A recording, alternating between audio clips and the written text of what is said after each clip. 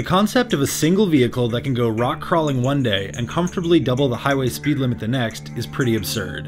And yet, with the car market hotter than hell these days, and automakers expanding into any profitable nook and cranny they can find, a track-worthy version of a traditional SUV makes a certain amount of sense.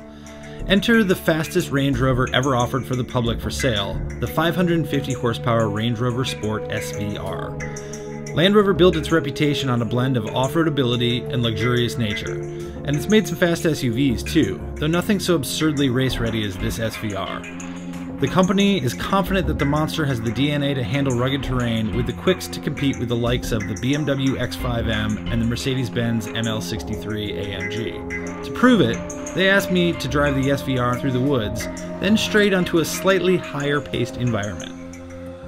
And that's why I find myself now lapping one of the courses here at the Monticello Motor Club. And you know what? Having a pretty good time in the process. Don't make a mistake, this is a big, heavy, sizable SUV that feels comfortable on the regular road, and as you just saw, has no problem traipsing through the woods, doing the mud and ruts bit, and at the same time, throw it pretty heavily into a corner, keep the throttle nailed, and it doesn't behave too badly. She's a big girl, baby, but she likes to dance.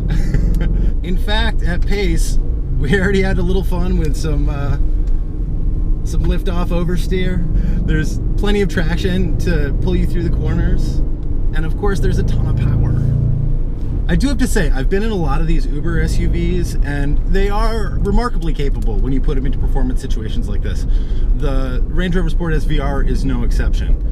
One thing I really like about it is the fact that the steering manages to be fairly subtle. It's not very heavy, but it's quite accurate. It's a lot quicker than I expected it to be. And it does a great job of allowing me to make corrections mid-corner that you really wouldn't think would be possible with something sort of this massive.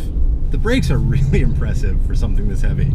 That's one factor that, you know, when you know that it works on the track, even for a couple of laps, we're obviously not doing long stints, gives you an extra amount of assurance that you're gonna have something that performs really well in a lot of different conditions on the road.